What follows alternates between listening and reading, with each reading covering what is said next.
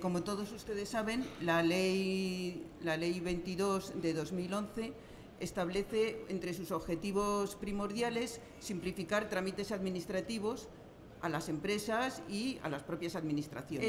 Entre las medidas que se han implementado para simplificar los trámites administrativos está la de posibilitar que un operador o un gestor de residuos que opera en todo el territorio del Estado no tenga que presentar o solicitar una autorización o presentar una comunicación en todo el territorio del Estado.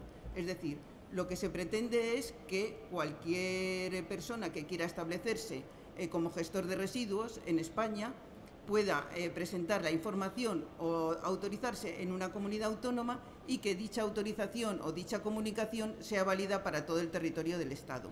Entendemos que esto es una medida que parece de sentido común, pero que hasta ahora pues, no se estaba dando. Fundamentalmente, estas autorizaciones únicas se han ligado a aquellos operadores o aquellos gestores que no tienen ligada una instalación para realizar dichas actividades, porque lógicamente cuando existe una instalación física, evidentemente esa está ubicada en un territorio y es el territorio de dicha comunidad autónoma la que tiene que verificar el cumplimiento de los requisitos. No obstante, cuando se trata de, por ejemplo, un transportista o otro tipo de gestor de residuos que su actividad la realiza en todo el territorio del Estado, lógicamente sería suficiente, si todos nos ponemos de acuerdo en los requisitos que vamos a exigirle, que los requisitos presentados en una comunidad autónoma y demostrados en una comunidad autónoma le puedan servir para poder operar en el resto del territorio del Estado. Bien, pues para llevar esto a la práctica se pensó en un instrumento que consideramos imprescindible para poder llevarlo a efecto, que era el registro de producción y gestión de residuos. Este registro, que se piensa como un registro único, no es un registro, es lo único que no elimina los registros que ya existían o que ya existen en las comunidades autónomas, sino que es un registro que, partiendo de los registros existentes en las comunidades autónomas, determina que determinadas informaciones comunes van a ser compartidas por el resto de administraciones, de forma que si un operador que se ha autorizado y ha sido registrado en una comunidad autónoma quiere operar en el resto de comunidades autónomas, las otras comunidades autónomas van a poder verificar mediante ese registro que ese señor cumple una serie de requisitos. Bueno, esto que dicho así parece sencillo, exige un cambio de funcionamiento dentro de las administraciones. El primer cambio de funcionamiento es que tenemos que acordar una serie de datos y de informaciones que es necesario que compartamos. Por otra parte, también exige que nos pongamos de acuerdo en los requisitos que vamos a pedir a cada uno de los operadores de nuestro territorio. Yo desde la Xunta tengo que decir que uno de los principales escollos en los que nos encontramos fue referente a la doble autorización gestor-planta de tratamiento. ¿Por qué? Bueno, la verdad es que era algo que ya venía, como bien se ha dicho, venía de la Directiva de Servicios, de la transposición de la Ley Ómnibus de final de 2009, que había modificado la Ley del 98, pero no fue hasta que se publicó la Ley 22 cuando nos tuvimos que enfrentar a cómo vamos a trabajar, cómo lo vamos a hacer para que los operadores que llevan trabajando en nuestra comunidad autónoma, permítanme que me ciña un poco al territorio que más conozco, ¿no?, y donde nos movemos, que es en la Xunta de Galicia, pues no sufran este atranco que fundamentalmente estoy convencida de que con el tiempo pues será una simplificación y redundará en una mejora de la tramitación, pero que significaba un problema, un cambio sustancial respecto a lo que veníamos haciendo, que podíamos hacerlo mejor o peor, pero que ya llevaba un periodo de maduración importante y por lo tanto los cambios así radicales, digamos, pues podían suponer una parada de un sector que trabaja bien, que mueve dinero y que además pues repercute en puestos de trabajo que a día de hoy pues son tan necesarios de mantener. Nos preocupaba mucho porque no sabíamos bien cómo articularlo. El artículo 27 de la ley lo deja claro.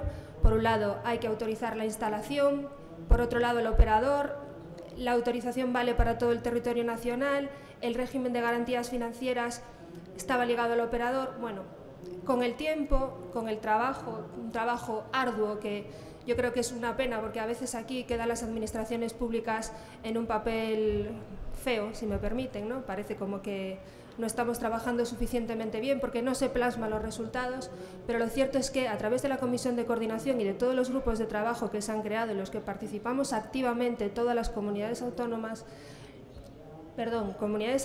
y también, por supuesto, representantes de los gestores y de la población en general, pues no se plasman después en situaciones concretas. Esto es debido, en parte, a que hay muchos pasos que dar, es decir, ¿puede ser ágil un registro estatal? Por supuesto que sí.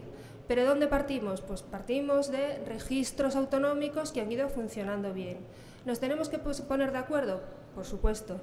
Pero claro, para la Xunta de Galicia, como viene trabajando y con la información que tiene en su registro, pues es adecuado.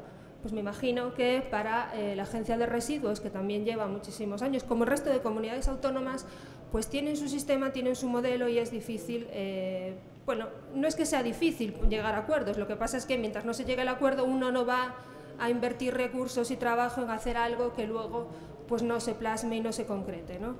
Entonces, referente a las autorizaciones, yo creo que, vuelvo a lo que decía, una vez madurado, sí que hemos llegado a un consenso de cómo se tienen que articular, pero falta establecer, bueno, pues esas nuevas figuras que han entrado a operar y cómo figuras que hasta ahora estaban recogidas en la ley, que venían trabajando con solvencia, como es el caso de los transportistas asumiendo la titularidad del residuo, pues dejan de repente de operar. Por lo tanto, hay mucho trabajo hecho. Yo soy optimista, la verdad, soy optimista. Quizás quede un poco, no quede bien decirlo, pero sí lo soy, porque realmente veo que el trabajo se hace y veo que el registro va por buen camino. Ya hemos logrado estandarizar esa documentación necesaria y mínima para que se ponga en marcha, sin el cual quizás otro tipo de obligaciones, ¿no?, que la ley establece, pues sea muy difícil de poner en marcha. Por lo tanto, bajo mi punto de vista, para que sea ágil, primero, ¿cómo vamos a trabajar con esas nuevas figuras de cara a la trazabilidad del residuo, que es lo que más nos preocupa, ¿no? Es decir, por supuesto es una actividad económica nueva que tenemos que impulsar, pero tenemos que ver cómo interactúa con otras figuras existentes para que la trazabilidad del residuo no se pierda, que todos podamos compartir la información y que esa información sea veraz y que contemos con los recursos necesarios, por supuesto, para su puesta en funcionamiento. Es muy simple. ¿Qué criterios tenemos que tener para que una autorización de un gestor sea a nivel nacional? Pues, primero de todo, consensuar tres aspectos claros, que son unos requisitos técnicos mínimos iguales para todos, porque un gestor en Cataluña yo lo exija determinadas garantías técnicas y en otra parte no. Unas fianzas similares, no porque un gestor en Cataluña le exija €500.000 y en otra comunidad autónoma 6.000. Y unas garantías ambientales homogéneas para todos, porque si no se cumplen estos tres requisitos, entramos en una cosa tan vieja como el dumping ambiental. Hay una serie de herramientas electrónicas que, aprovechando la situación de crisis, compartamos conocimientos, que no hagamos 17 proyectos electrónicos para 17 territorios, sino que compartamos. Y entiendo que tenemos que aprovechar todos, conscientes de este ámbito de trabajo que significan las mesas de trabajo de concertación del Ministerio para tirar adelante. Poniéndonos de acuerdo avanzaremos un montón y yo creo que en estos momentos de dificultades económicas, los privados, las plantas, los operadores agradecen esta homogenización. Necesitamos como empresa un modelo de autorización única, que exista armonización entre las comunidades autónomas y sobre todo que se unifiquen criterios, requisitos, trámites y obligaciones. Evitar desventajas y desigualdades competitivas entre las empresas pues, a la hora de solicitar una autorización. Y también es imprescindible homogeneizar criterios técnicos para esas autorizaciones. Cuando hablábamos de esta simplificación de autorizaciones, también se hablaba de este registro de producción y gestión y parece que cuando uno ha obtenido la autorización, bueno, pues ya está todo hecho. No, empieza de nuevo el calvario. El calvario que sufren actualmente las empresas, que esta ley Omnibus trata, que ha comentado Carmen Tapia, trata de reducir esa carga administrativa en las empresas. Había un empresario que decía, el dinero se hace en la campa, no en la oficina, porque tenía más personal en la oficina que en la campa donde se efectuaba el trabajo de gestión de residuos. Y es necesario, es verdad que exista esta armonización, pero es que es complicado, es no solo a nivel medio ambiente. Una empresa está sometida pues, a mucha legislación, tanto medioambiental, de Ministerio de Interior, fiscal, laboral, etcétera. Entonces, nosotros ahora mismo, como empresarios, como gestores de residuos, tenemos que cumplir, hay veces que por cada operación, 12 registros diferentes para una compra o una gestión de 10 kilos de algún material. Tenemos el archivo a nivel medioambiental, el archivo cronológico, la memoria anual, documentos de control y seguimiento, documentos de seguimiento y control, porque dependiendo qué tipo de residuo también tienen otro nombre, documento de aceptación, en la memoria anual la parte que es de residuos que tienen un origen doméstico con códigos LER 20, aparte de la memoria anual a la comunidad autónoma, una memoria anual específica para el ente local. A nivel de Ministerio de Interior, el registro del libro de policía, que debemos anotar cada kilo que se adquiere. El libro de cobre, especial para el cobre, que, bueno, para Cataluña es cobre, acero y otros materiales, para País Vasco es cobre, acero, aluminio y otros materiales, dependiendo. Ese libro se tiene que comunicar diariamente, dependiendo, porque también tenemos ahí 3 delegaciones, dependiendo de dónde esté situada la empresa, hay veces que tenemos que hacerlo a la policía local, a la policía de distrito o policía nacional, o dependiendo de la Guardia Civil. Si no hay Guardia Civil, entonces SEPRONA, dependiendo de la comandancia. Luego nos vamos, que en Cataluña los Mossos d'Esquadra, en País Vasco a la Ertzaintza. Luego tenemos la información fiscal diaria de que cada operación también que realizamos, independientemente de su importancia, tenemos que hacer la diaria, que luego que tenemos que trasladar la mensual del 340, la memoria anual, el libro de IVA del 347.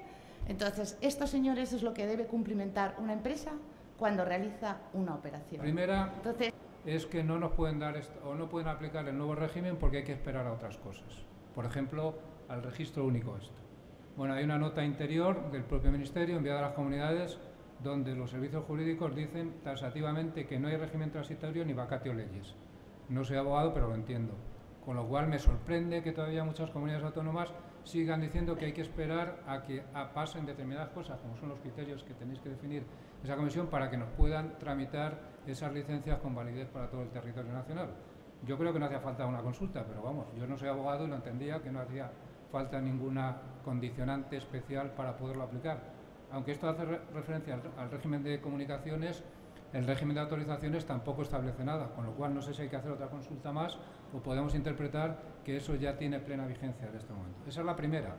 La segunda que nos dicen es que la documentación que figura en los anexos para tramitar esas autorizaciones o realizar esas comunicaciones que es insuficiente. Bueno, yo no sé si es insuficiente o no es insuficiente. Las empresas lo único que hacemos es cumplir a rajatabla lo que pone ahí. Y además, para no crear conflictos, lo ponemos en el mismo orden y con los mismos encabezamientos. Ordenamos y presentamos eso tal y como está.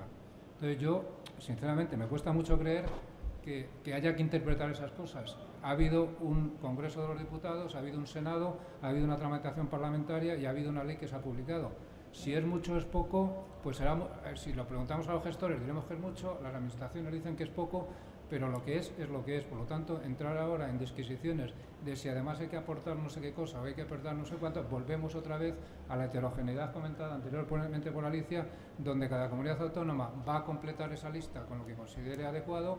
Y no solamente eso, sino que en determinadas comunidades autónomas cada provincia nos va a pedir una serie de cosas en función de que tengan la organización territorial más o menos centralizada o más o menos distribuida.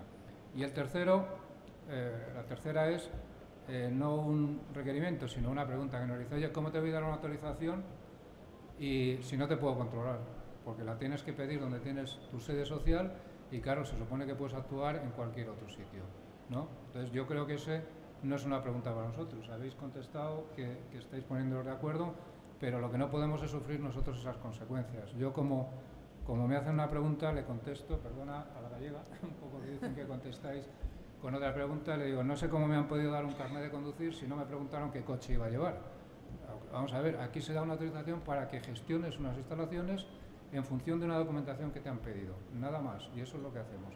Luego llevaremos plantas de compostaje, llevaremos plantas de biometalización, las que hagamos.